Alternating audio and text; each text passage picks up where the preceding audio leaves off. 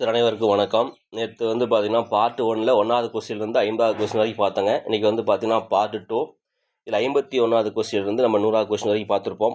பார்த்துடலாங்க. ஓகேங்களா. முதல்ல 51வது கொஸ்டின், கீழ்கண்ட கூற்றுகளில் தவறானதை தேர்ந்தெடு அப்படின்னு சொல்லிட்டு இருக்குது. இதுக்கு வந்து பார்த்தீங்கன்னா ஆப்ஷன் வந்து பார்த்தீங்கன்னா உங்களுக்கு வந்து சிங்க, ஆப்ஷனல் சி. விளக்கை குளிரவை என்பது வந்து பார்த்தீங்கன்னா இடக்கடக்கல் அப்படின்னு சொல்லிட்டு இருக்குது. இதுக்கு சரியான விடை வந்து பார்த்தீங்கன்னா மங்களம் அப்படின்னு சொல்லிட்டு வருங்க. இதுக்கு வந்து மங்களம் அப்படின்னு நம்ம சொல்லலாம். மங்களம். இது வந்து எதில் வரும்னு பார்த்தோம்னா தகுதி வழக்கில் உங்களுக்கு வரும். மங்களங்கிறது வந்து பார்த்தா தகுதி வழக்கு வரும். இடக்கடக்கல் குழுவுக்குறி மங்களம் அப்படின்னு சொல்லிட்டு தகுதி வழக்கில் வந்து உங்களுக்கு இது வந்து வரும். ஓகேங்களா. அப்போ வந்து 51க்கு இந்த ஆப்ஷனில் வந்து பார்த்தீங்கன்னா சி. அடுத்து 52வது கொஸ்டின் பாருங்கள். பின் வருவனவற்றுள் பிழையற்ற வாக்கியத்தை கண்டறிக. இதுக்கு வந்து ஆப்ஷன் வந்து பார்த்தோன்னா ஆப்ஷன் ஏ. இதுக்கு வந்து ஆப்ஷன் ஏ, அவர் ஒரு தனிப்பிறவி. இதுதான் வந்து சரியான வாக்கியம். இதெல்லாம் வந்து அவர் ஓர் தனிப்பிறவி, விடை தெரியவில்லை, அவர் ஓர் தனிப்பிறவி, இதெல்லாம் வந்து நமக்கு தவறானது. அடுத்து 53வது கொஸ்டின் பாருங்கள். வலுவு சொற்களை நீக்கி எழுதுக அப்படின்னு சொல்லிட்டு இருக்கும். இதுக்கு வந்து ஆப்ஷன் வந்து பார்த்தீங்கன்னா உங்களுக்கு வந்து டி ஆப்ஷன், டெல்லி புறக்கடை தான் ஆப்ஷன். வலுவு சொற்களை, வலுவுனா குற்றம், குற்றமற்ற சொற்களை நீக்கி எழுதுக என்று இதுக்கு அர்த்தம். அதுக்கு 54வது கொஸ்டின் பாருங்கள். வலுவு சொற்களை நீக்கிய வாக்கியத்தை கண்டறிக அப்படின்னு சொல்லிட்டு இருக்குது. இது வந்து பார்த்தீங்கன்னா உங்களுக்கு வந்து 54வது கொஸ்டின் பாருங்கள். இது வந்து டிஎன்பிசியில் கேட்ட கொஸ்டின், ரிவைசரி கீழே கொடுத்த கொஸ்டின் இது. இதுக்கு வந்து ஆப்ஷன் வந்து பார்த்தீங்கன்னா ஆப்ஷன் சி. 54க்கு வந்து ஆப்ஷன் சி. கூட்டத்தில் அறிஞர்கள் பலர் பேசினர். கூட்டத்தில் அறிஞர்கள் பலர் பேசினர். கூட்டத்தில் அறிஞர் பலர் பேசினர் அப்படின்னு சொல்லிட்டு வருங்க. நம்ம என்ன பண்ணுவோம், கூட்டத்தில் பல அறிஞர்கள் பேசினர் அப்படின்னு சொல்லிட்டு வரும். அது வராது, அறிஞர்கள் பலர் அப்படின்னு தான் வரும். சில சமயம் அறிஞர் பலர் அப்படின்னு சொல்லிட்டு பழைய புக்கில் கொடுத்துருக்கு. இந்த இருக்குது. இது வந்து டிஎன்பிசியில் வந்து ரிவைசரி கீழே கொடுத்துருக்காங்க. கூட்டத்தில் அறிஞர்கள் பலர் பேசினர் அப்படின்னு சொல்லிட்டு கொடுத்துருக்காங்க. ஆனால் ஒரு சில இதில் வந்து பார்த்தீங்கன்னா அதுக்கு முன்னாடி ஒரு எக்ஸாமில் டிஎன்பிசி எக்ஸாம் வந்து பார்த்தா கூட்டத்தில் அறிஞர் பலர் பேசினர் அப்படின்னு வந்திருக்கு. அதனால் வந்து இது ரெண்டுமே கொடுத்துருக்காங்க. ஆனால் வந்து அறிஞர்கள் பலர் தான் வருமே தவிர பல அறிஞர் வரவே வராதுங்க. அப்போ அறிஞர் பலர் அல்லது அறிஞர்கள் பலர் தான் வருமே தவிர பல அறிஞர் அப்படின்னு சொல்லிட்டு வராது. அவங்க நல்லா பார்த்துக்குங்க. இந்த கொஸ்டின்ஸ் வந்து ஆல்ரெடி கேட்ட டிஎன்பிசியில் வந்து கொடுத்தாலும் கொஞ்சம் நல்லா அந்த கொஸ்டின் பார்த்துக்குங்க. அடுத்து 55வது கொஸ்டின், அகர வரிசைப்படுத்துக அப்படின்னு சொல்லிட்டு. இதுக்கு வந்து பார்த்தோன்னா option Delhi, D for Delhi. எழல், எலால், எழிலி, எழில் அப்படின்னு சொல்லிட்டு. எழில்னா அழகு என்று பொருள் இருக்குது. ஓகே. அது 56வது கொஸ்டின் பாருங்கள். விடைக்கேற்ற வினாவை தேர்ந்தெடு அப்படின்னு சொல்லிட்டு. குளவி பிணியின்றி வாழ்தல் இனிதே. இல்லை, குளவி அப்படின்னா குழந்தை அப்படின்னு அர்த்தங்க. குளவி அப்படின்னா குழந்தை அப்படின்ட்டு ஒரு மீனிங் இருக்குது. 56க்கு வந்து பார்த்தா ஆப்ஷன் வந்து பார்த்தீங்கன்னா ஆப்ஷன் பி. ஆப்ஷன் வந்து பார்த்தீங்கன்னா பி. உங்களுக்கு குளவிக்கு இனிதாவது யாது அப்படின்னு சொல்லிட்டு அதுக்கான கேள்வி. அடுத்து பாருங்கள் 57வது கொஸ்டின் பார்த்தோம்னா, மரப்பாவை நானால் உயிர் மறுட்டல் போல. மரப்பாவை நானால் உயிர் மறுட்டல் போல என்ற ஓமையின் பொருளை காண்க. இதுக்கு வந்து பார்த்தீங்கன்னா அறச்செயல். மரப்பாவை அப்படின்னா மரப்பொம்மை வந்து பார்த்தீங்கன்னா உயிர் வெற்றி எழுமா அப்படிங்கிறது வந்து ஒரு கேள்வி பொருள் இருக்குது. அப்போ வந்து பார்த்தீங்கன்னா அது வந்து அரிய செயல் அப்படின்னு சொல்கிறோம். எப்படி செத்து போனவங்களை வந்து பார்த்தா நம்ம வந்து உயிரோடு எழுப்புறது அரிய செயல். அது மாதிரி இது வந்து மரப்பாவை, மரத்தால் செய்யப்பட்ட பொம்மை வந்து உயிர் பெற்று வருமா அப்படிங்கிற மாதிரி, உயிர் மறுத்தல் போல் அப்படிங்கிற மாதிரி இதோடைய உமை.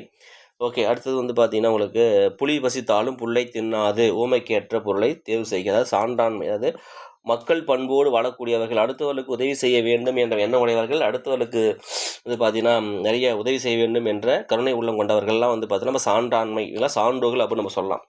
ஏன்னா புலி பசித்தாலும் புல்லை தின்னாங்கிற மாதிரி இதெல்லாம் எந்த சூழ்நிலையும் இந்த உலகத்தில் சான்றாண்மையோடு வாழக்கூடியவர்கள் வறுமை வந்தாலும் எவ்வளோ துன்பம் வந்தாலும் தன் சான்றாண்மை குணத்தை விட்டு தவறமாட்டார்கள் என்பது தான் அதனுடைய பொருளுங்க.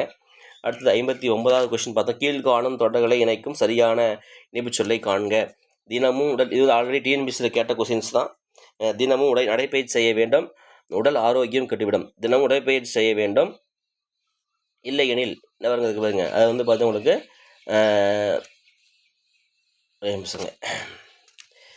இல்லை எனில் உங்களுக்கு வந்து பார்த்தீங்கன்னா உங்களுக்கு உடல் ஆரோக்கியம் கெட்டுவிடும் அப்படின்னு சொல்லி. அதுக்கு வந்து ஆப்ஷன் வந்து பார்த்தீங்கன்னா சி. தினமும் உடற்பயிற்சி நடைப்பயிற்சி கூட போடலாம். தினமும் நடைப்பயிற்சி செய்ய வேண்டும், இல்லை எனில் உடல் ஆரோக்கியம் கெட்டுவிடும் அப்படின்னு சொல்லிட்டுங்க. ஓகே. இது வந்து இந்த நடைப்பயிற்சி வரலாம், உடல் பயிற்சி வரலாம், அது பார்த்துங்க கொஞ்சம். அடுத்து வந்து பார்த்தீங்கன்னா 60வது வினா பார்த்தோம்னா, பின்வரும் வாக்கியங்கள் தலைவினை வாக்கியத்தை கண்டறிக அப்படின்னு சொல்லிட்டு இருக்குது. இதுக்கு ஆப்ஷன் வந்து உங்களுக்கு வந்து சி. இதுக்கு வந்து ஆப்ஷன் வந்து மாலா புத்தாடை அணிந்தால் அப்படிங்கிறது தன்வினை. மாலை புத்தாடை அணிவித்தால் அது உங்களுக்கு தெரியும் என்ன வாக்கியம் அப்படின்னா பிறவினை வாக்கியம். உங்களுக்கு என்ன வாக்கியம்? பிறவினை வாக்கியம். புத்தாடை மாலாவால் அணியப்பட்டது. இது வந்து செயற்பாட்டு வினை வாக்கிங்க. இது வந்து செயற்பாட்டு வினை வாக்கிங்க. செயற்பாடு வினை அப்படின்னு சொல்லாங்க. ஓகே. மானா புத்தாடை அணியால் அப்படின்னா எதிர்மறை பொருளை குறிக்கும். இது வந்து பார்த்தீங்கன்னா எதிர்மறை பொருளை நமக்கு குறிக்கக்கூடியது. இது எதிர்மறை பொருள்.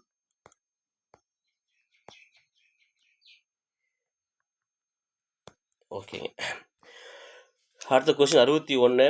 மரபுத்தொடரின் பொருள் அறிதலில் மரபுத்தொடரின் பொருள் அறிதல் தவறானதை தேர்ந்தெடு அப்படின்னு சொல்லிட்டு இருக்கும். இதுக்கு வந்து ஆப்ஷன் வந்து பார்த்தீங்கன்னா சி மலையேறி விட்டது அப்படின்னு சொல்லிட்டு இருக்கும். இதுக்கு வந்து பார்த்தீங்கன்னா உங்களுக்கு வீண் எண்ணம் அப்படின்னு சொல்லி கொடுத்துருக்கோம். இதுக்கு வந்து பார்த்தா மாற்றம் அடைதல்.